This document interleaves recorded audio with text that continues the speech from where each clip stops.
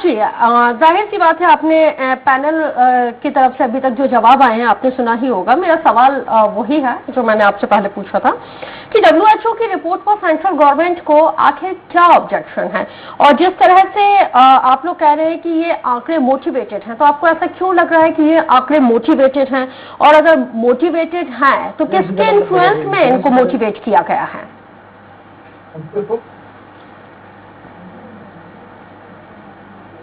अनुराग जी, आवाज मिल रही है आपको मेरी? लगता है अनुराग जी तक हमारी आवाज नहीं पहुंच पा रही है। हमारे साथ योगीराज योगेश जी भी जुड़े हैं। योगीराज योगेश जी, मापदंड पर सवाल उठाए गए हैं डब्ल्यूएचओ के। न्यूयॉर्क टाइम्स ने 16 अप्रैल को एक आर्टिकल छापा था जिसमें खास तौर से इंडिया को इसमें मेंशन किया गया था। उसके बाद हम देख रहे हैं ये हाहाकार है। अगर डब्ल्यूएचओ की रिपोर्ट के ही मुतालिक अगर हम बात करते हैं तो टीयर 1 और टीयर 2 के हिसाब से यहाँ पे देशों को रखा गया है। टीयर 1 की अगर हम बात करें तो टीयर 1 जैसे देशों में अगर हम देखें तो सीधे जो मृत्यु दर के आंकड़े हैं उनका इस्तेमाल किया जाता है, और टीयर 2 की अगर हम बात करते हैं तो टीयर 2 के देशों में मृत्यु दर के मैथमेटिकल मॉडलिंग प्रक्रिया को अपनाया गया है। अब ये जो मैथमेटिकल मॉडलिंग प्रक्रिया है वो हमारे, अगर हम देश की अगर हम बात करते हैं, अपने ही देश की अगर हम बात करते हैं तो हमारे 18 राज्यों में इस मैथमेटिकल मॉडलिंग प्रक्रिया को नहीं अपनाया जाता है। तो जो केंद्र सरकार के जरिए कहा जा रहा है कि मोटिवेटेड ये आंकड़े हैं, तो नहीं लगता है कि कहीं ना कहीं कोई झूठ बोल रहा है? कौन झूठ बोल रहा है, कौन सच बोल रहा है, इसके बीच में सब फंसे हुए हैं। देखिए गौरी जी, आपकी बात कुछ हद तक तो मैं मानता हूँ, लेकिन मुझे ये समझ में नहीं आता कि ऐसी जिज्ञासा क्या है, आंकड़े जान के क्या करोगे? नोबेल पुरस्कार दोगे आप किसी को? मान लो भारत में कह दिया जाए साहब 47 लाख मौतें हुई, तो ये क्या खुशी की बात है क्या? और मान लो मौतें कम हुई तो ये भी ऐसा नहीं कि उस पर डिस्कस किया जाए। और ये एक इंटरनल पॉलिसी का मैटर है। हमको पता नहीं, हम देशवासियों को क्या हो गया है कि इंग्लैंड से अमेरिका से कोई गाइडलाइन आ जाती है, हम उस पर विश्वास करने लगते हैं। डब्ल्यूएचओ कोई आंकड़े जारी कर देता है तो कमलनाथ जी है ट्वीट कर बैठते हैं। मुझे तो समझ में नहीं आ रहा, अच्छा आप आंकड़े जान के क्या करोगे? मान लो चलो केंद्र सरकार कह रही है कि साहब 5 लाख मरे, डब्ल्यूएचओ कह रहा है कि साहब 47 लाख लोग मरे, तो क्या कांग्रेस उन 47 लाख लोगों को मुआवजा देगी क्या? जब नहीं देगी आप, तो इस तरह की राजनीति आप क्यों करते हैं? सबसे बड़ी बात है, आपको अपनी देश पर विश्वास करना चाहिए। ये एक पैंडेमिक है, ये ऐसी बीमारी थी पूरी दुनिया से नहीं निपट पाई, तो आप हिंदुस्तान को आप इतर करके कैसे छोड़ सकते हो आप? अच्छी सरकार, जो वेल इक्विप्ड जो देश थे, जो मेडिकल के मामले में, चिकित्सा के मामले में नंबर 1 जो देश हुआ करते थे, उनकी हालतें खराब हो गई आप। तो ऐसी स्थिति में जब कोई भी इस स्थिति से उबर पाने में नहीं था, तो ये आंकड़ों के जाल में उलझने से मुझे कुछ लगता नहीं कि कुछ हासिल होने वाला है। केवल कुछ समय के लिए आप पॉलिटिक्स कर सकते हो। केंद्र सरकार डेफिनेटली उन आंकड़ों को छुपा रही है, ठीक है, हो सकता है 5 लाख की जगह 10 लाख हो। आपको ये नहीं लगता कि हमारा जो हेल्थ सिस्टम है वो उतना आज भी सक्षम नहीं हो पाया है जितना होना चाहिए, जितना परिपक्व होना चाहिए? हमारा हेल्थ इंफ्रास्ट्रक्चर आज भी मतलब उस लेवल पे नहीं है। वेंटिलेटर भी, क्योंकि वंस अपॉन अ टाइम ही वेंटिलेटर की जरूरत पड़ती है, साल में 1 बार 2 बार 3 बार। ये पैंडेमिक आया तो वेंटिलेटर की जरूरत पड़ गई, नहीं तो वेंटिलेटर रेयर केसेस में ही इस्तेमाल होते हैं। उसके बावजूद भी इनके रिपेयरमेंट के लिए, मेंटेनेंस के लिए भी कोई बजट नहीं है। जीडीपी का भी अगर हम बजट देखते हैं तो जीडीपी का भी सिर्फ 2% ही बजट दिया जाता है। देखिए अब ये दूसरा विषय आ गया। अभी अपन आंकड़ों पे बात कर रहे थे, लेकिन ये चूंकि हेल्थ इंफ्रास्ट्रक्चर की आप बात कर रहे हैं, बिल्कुल सही बात है। इस मामले में भी अपने देश को बहुत जबरदस्त काम करने की जरूरत है, बहुत ऊंचे हाई लेवल पर काम करने की जरूरत है, क्योंकि जो चिंता आप जता रही हैं वेंटिलेटर, एक बात तो है कि वेंटिलेटर की उपलब्धता होना, दूसरी बात है उस वेंटिलेटर को ऑपरेटर करने वाले की उपलब्धता होना।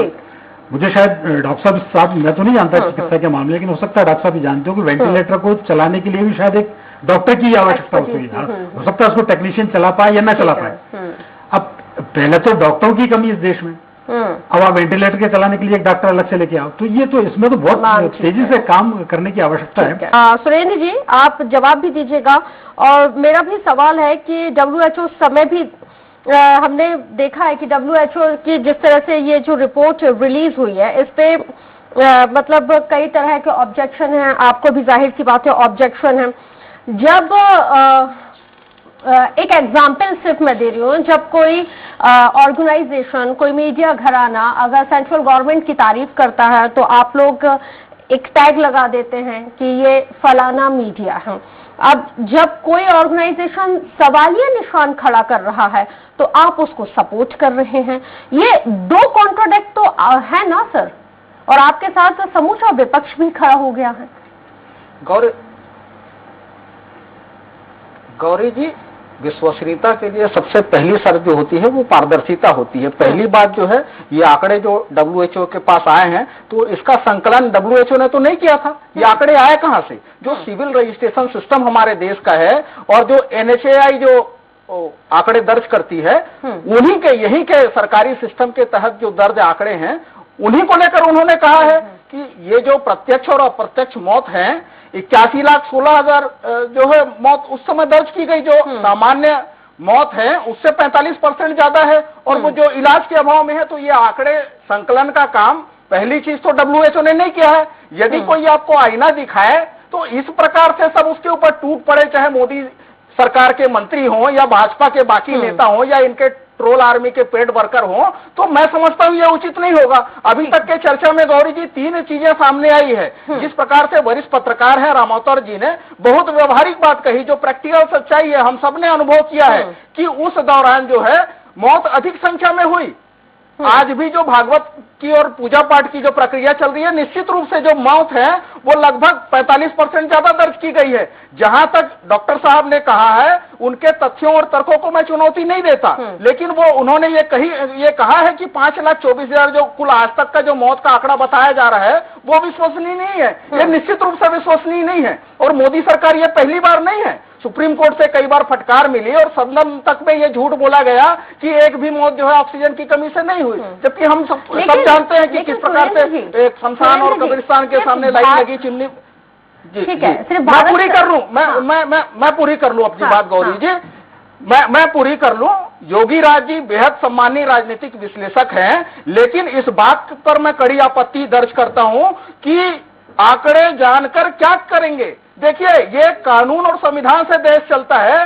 डिजास्टर मैनेजमेंट एक्ट जो है केंद्रीय कानून है, और उसमें जो पीड़ित परिवार है उनको मुआवजा प्राप्त करने का कानूनी अधिकार है। छत्तीसगढ़ की मैं आपको बात पहले भी बताया कि यहाँ जो मुआवजे आए हैं, मुआवजे के प्रकरण आए हैं, आवेदन आए हैं, वो 22,310 है, जबकि केंद्र सरकार के द्वारा जो आंकड़े दिखाए जा रहे हैं वो 14,000 है। तो निश्चित रूप से संख्या तो ज्यादा है ना। और जिस प्रकार से भाजपा शासित राज्यों में रेत में लाशें दफन की गई, नदियों में बहती दिखी, तो वो आंकड़े वहां और ज्यादा हैं। तो वो पीड़ित परिवारों को मुआवजा क्यों नहीं मिलना चाहिए? अनुराग जी, आखिर जिस तरह से सवालिया निशान उठाए जा रहे हैं, आपत्ति क्या है? आप लोग कह रहे हैं कि मोटिवेटेड है ये सभी आंकड़े। अगर जैसे अभी यहाँ पे सुरेंद्र जी ने भी जिक्र किया है कि जो आंकड़े हैं, कथनी करनी में तमाम तरह का फर्क है। सिविल रजिस्ट्रेशन सिस्टम कहीं और नहीं जाइए, आप अपने ही जिले के सिविल रजिस्ट्रेशन सिस्टम को ही उठा के देख लेंगे तो दूध का दूध, पानी का पानी हो जाएगा। देखिए गौरी जी, मुझे लगता है कि कांग्रेस की पुरानी आदत है कि उनको देश के संवैधानिक संस्थाओं पर, देश की एजेंसियों पर विश्वास कम रहता है, विदेशी एजेंसियों पर विश्वास ज्यादा रहता है।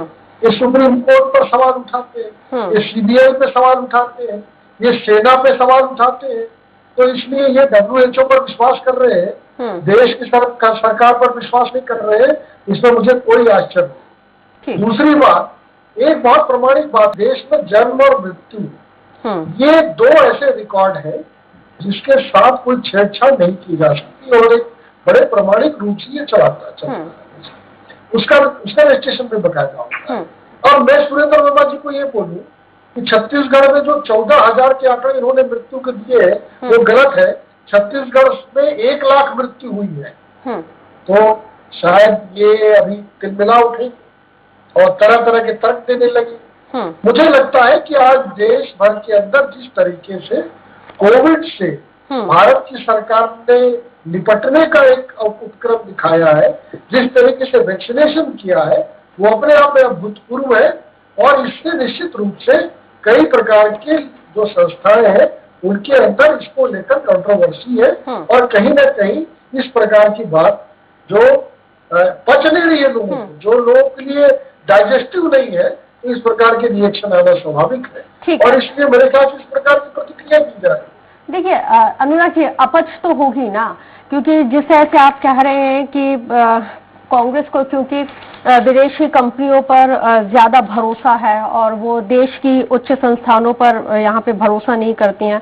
मैं आपसे पूछ रही हूँ कि WHO कोई पॉलिटिकल ऑर्गेनाइजेशन तो है नहीं, किसी से मोटिवेट होकर तो वो ये इन आंकड़ों को रिलीज नहीं करेगा।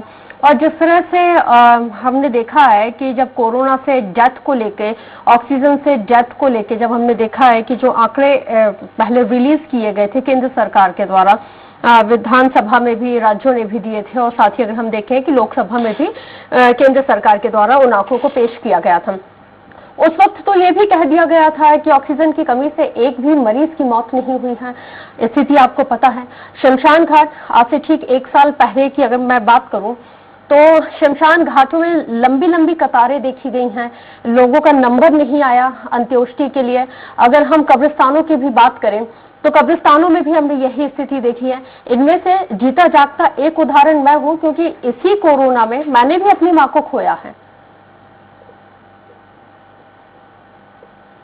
नहीं गौरी जी, स्वाभाविक है, मैं तो कह रहा हूँ ये तो पेंडेमिक था और पेंडेमिक एक बड़ी महामारी थी और इससे ईश्वर ने हम सबकी रक्षा की है और हम सब आज सुरक्षित है, तो वो उस ईश्वर की कृपा है कि हम सब सुरक्षित है। तो निश्चित रूप से इसमें डेथ हुई है, इसमें कोई दो राय की बात नहीं, लेकिन जिस तरीके के आंकड़े लेकर बात की जा रही है, संदेह और प्रश्न उस पर है। क्योंकि आप देखेंगे कि प्रतिदिन कितने लोग डिस्चार्ज हुए, कितने लोग हॉस्पिटलाइज हुए, कितने लोगों की डेथ हुई, ये सारे आंकड़े प्रतिदिन के हिसाब से टेबुलेशन किए जाते थे और रोज मीडिया भी इसको दिखाता था और हर राज्य सरकारें अपने अपने डेटा प्रस्तुत करते थे।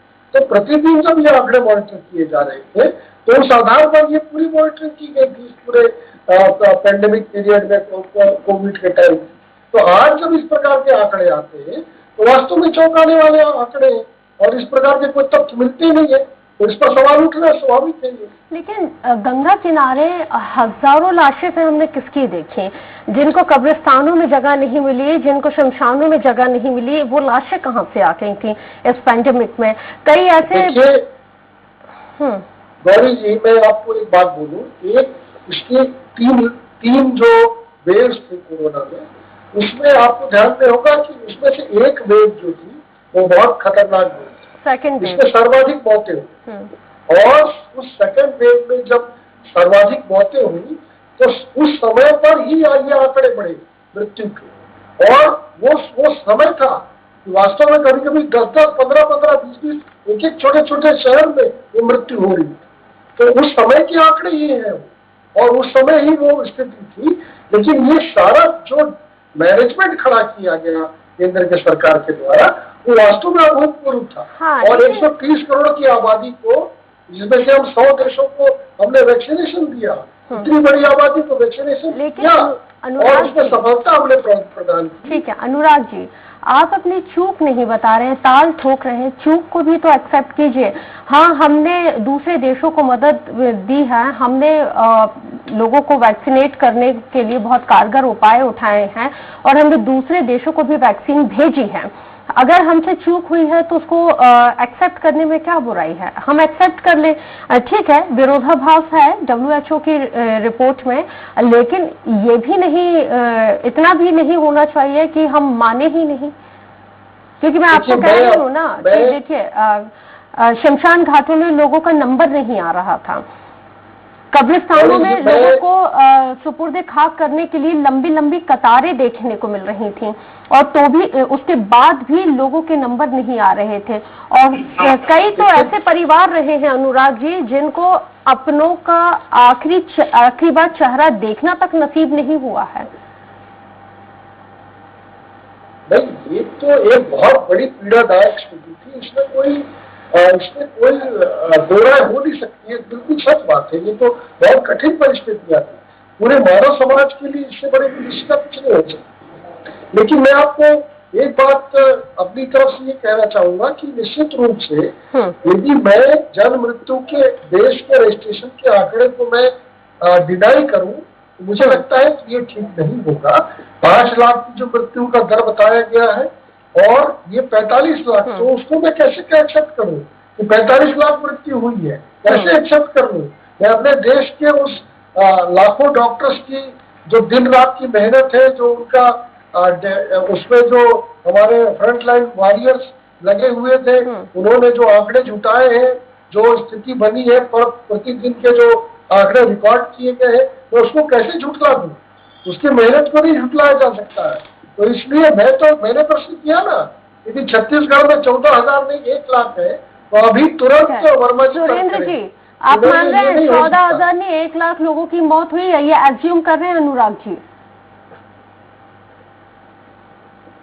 देखिए गौरी जी, जब आप, यही भारतीय जनता पार्टी के नेताओं की खासियत है, जब आप जो सवाल पूछेंगे ना, आपने तमाम हालात का जिक्र किया और उसी के संदर्भ में देश में तो छत्तीसगढ़ भी है, उन्होंने कबूल किया कि हाँ देश के संबंध में सुन लीजिए साहस रखे, आपको वो भी बता रहा हूँ, वो 45 लाख लौटा राज्य है। गौरी जी सुन लीजिए, ये जो आंकड़े हैं ना जिसका आप जिक्र कर रहे हैं अनुराग जी, ये उनकी मृत्यु और जन्म पंजीयन का जो सिस्टम है सिविल, सुन लीजिए छत्तीसगढ़ की बात तो मैं आपको बताऊंगा, पहले आप देश की हालत सुन लीजिए। जो सिविल रजिस्ट्रेशन सिस्टम है वो WHO तय नहीं करता, और ये आंकड़े जो है सुन लीजिए, 81,016 लाख जो मौत है उस दौरान हुआ है, उसमें से 47 लाख लोग जो है वो इलाज के अभाव में केंद्र की गलत नीतियों और इनकी दुर्दशा के कारण से मरे हैं। जो छत्तीसगढ़ में जो मौतें हुई है ना, मैं आपको बता दूं, छत्तीसगढ़ में पंचायत विभाग, राजस्व विभाग और स्वास्थ्य विभाग के द्वारा, सुन लीजिए गौरी जी, ऐसा बात नहीं होगी, लेने दीजिए, कराकर आवेदन बनाए गए पर किसी ने इंटरप्ट नहीं किया था, आप सुरेंद्र जी को बोल लेने दीजिए। हाँ जी सुन रहा हूँ, बोलिए सुरेंद्र जी। गौरी जी, जो छत्तीसगढ़ सरकार ने खुली मुनादी करा के जो आवेदन मंगाए थे, जो कोविड से हुए मौत के परिजनों से 22,310 आवेदन आए हैं, उनमें से 19,296 का प्रकरण निराकृत करके मुआवजा दे दिया गया है, जबकि केंद्र सरकार के पोर्टल में केवल 14,022 मौत दर्ज है। ये इनकी नीयत है, ये क्योंकि अपनी जिम्मेदारियों से बचना चाहते हैं। ये संवैधानिक संस्थानों की बात कर रहे थे, सुप्रीम कोर्ट के 10 इंस्ट्रक्शन में जो मोदी सरकार को दिया गया है, आपको सुनाता हूं। पहली बात, इनका व्यवहार जो है वो शुतुरमुर्ग की तरह है, जैसा कि आपने इनको याद दिलाया कि क्या हालात थे और उसको इन्होंने स्वीकार भी किया, लेकिन केंद्रीय मंत्रियों ने सदन में जिस प्रकार से झूठी जानकारी दी, जिस प्रकार से बेशर्मी से यह कहा गया कि देश में एक भी मौत भी ऑक्सीजन की कमी से नहीं हुई है, तो ये इनकी विश्वसनीयता को प्रमाणित करता है। जिस प्रकार से गौरी जी पूरे कोविड समय में दिल्ली हाई कोर्ट का आपको फैसला याद होगा कि 246 रुपए आयात लागत की जो टेस्ट किट है वो 600 रुपए में मोदी सरकार ने खरीदा। हिमाचल का पीपीई किट घोटाला याद है, जिसके लिए सुप्रीम कोर्ट ने फटकार लगाई। जो घटिया वेंटिलेटर गुजरात की कंपनी से खरीदा गया था, उसके लिए सुप्रीम कोर्ट ने फटकार लगाई। यूपी का आपदा राहत का गेहूं आपके मध्य प्रदेश के सीहोर मंडी से जब्त किया गया, उसके लिए लेकिन फटकार लगाई। सुरेंद्र भारतीय जनता पार्टी का चरित्र है। सुरेंद्र जी, अगर आप ये सब कुछ याद दिलाएंगे तो मुझे ये भी याद दिलाना पड़ेगा कि पोलियो की वैक्सीन भी हमें है ना विदेशों से बुलानी पड़ती थी। तमाम तरह की चीजें हैं। आज के मौजूदा वक्त में हमने कोरोना के वक्त हमने वैक्सीन का इलाज किया। गौरी जी, 35,000 करोड़ के बजट का पता नहीं है। आज ये 18 से 59-60 वालों को फिर से बेचने लगे। इनको जहां अवसर मिला फिर से वैक्सीन बेचने लगे। 20 लाख करोड़ के जुमला पैकेज में किसी को कुछ नहीं मिला, और ये इनके लिए आपदा में अवसर है, ये स्वयं स्वीकार करते हैं, और यही इनका चरित्र है। ये पूंजीवाद से प्रभावित है। ये लगातार ये सुप्रीम कोर्ट के दबाव के चलते जो है वैक्सीन लगाने मजबूर हुए, और उसके बाद में आज फिर से बेचना शुरू कर दिए। जैसा अवसर मिला 18 से 59 साल वालों को जो बूस्टर डोज लग रहा है गौरी जी, वो फिर बेच रहे हैं। ये तो इनकी जिम्मेदारी कुछ भी नहीं है आम जनता के प्रति। तो ठीक है ना, जब अवसर मिलता है तो मुनाफा को देश में 2 राज्यों में सुरेंद्र जी आपकी सरकार है, देश के 2 राज्यों में कांग्रेस की सरकार है, और बाकी 2 राज्यों में अगर हम देखें तो कांग्रेस सपोर्ट कर रही है। आप श्वेत पत्र ले आइए ना अपने राज्यों में ही। बिल्कुल, हमारी तो मांग है गौरी जी कि इस विषय में श्वेत पत्र जारी किया जाए। 20 लाख करोड़ के जुमला पैकेज में आपने किसको क्या दिया वो भी बताएं। ये तो कहते हैं पीएम केयर फंड जो है सीएजी के ऑडिट के दायरे से बाहर है, आरटीआई के दायरे से बाहर है, ये पब्लिक फंड नहीं है। तो ये बताएं क्या इनकी निजी तिजोरी है, उसमें कितना वसूला गया, जो जिलों का हक होता है, अनुराग जो जी से पूछ कोल और खनन क्षेत्र से जो पैसे आते हैं वो भी दबाव लाने जमा के लिए करवाए जाए। तैयार है क्या? यहाँ पे केंद्र सरकार और बीजेपी शासित राज्य श्वेत पत्र लाने के लिए तैयार है? देखिए गौरी जी, मैं तो सिर्फ एक प्रश्न करूंगा। पहले तो सुरेंद्र जी इतना ही बता दें कि ये जो 14,000 का आंकड़ा है छत्तीसगढ़ में मृत्यु का, क्या ये प्रामाणिक आंकड़ा है या 1 लाख जो मैं बोल रहा हूँ वो सत्य है? दोनों में से क्या सही है? पहले तो इसका उत्तर दे दें, फिर बाकी आगे की बात होगी, क्योंकि विषय डिबेट का जो है वो आंकड़ों पर उलझा हुआ है। फिर तो हम बात कर लेंगे कि इन्होंने क्या किया, केंद्र सरकार ने क्या मेरे किया, सवाल का किस भी तरीके से जवाब दे बेईमानी की। दीजिए। मेरे सवाल का भी जवाब दे दीजिए। कांग्रेस अगर श्वेत पत्र लाने के लिए तैयार हो रही है तो क्या केंद्र सरकार और साथ ही बीजेपी शासित राज्यों में श्वेत पत्र आप ले आएंगे कि एक्चुअल फैक्ट्स एंड फिगर क्या रहे हैं कोरोना से? देखिए, जन्म मृत्यु का जो पंजीयन हुआ है प्रत्येक अस्पताल में जहां से भी कोविड से मृत्यु हुई है वो सारे रजिस्टर्ड है, और उसके बाद उनके मृत्यु के बाद उनके अंतिम संस्कार की जो कार्रवाई है वो भी प्रक्रिया के अधीन की गई है, वो भी एक प्रोटोकॉल के अंतर्गत की गई है। तो मैं मानता हूँ कि इस प्रकार के आंकड़ों में जो सरकार के आंकड़े हैं वो सत्य है, और उसके आधार सुरेंद्र जी बहुत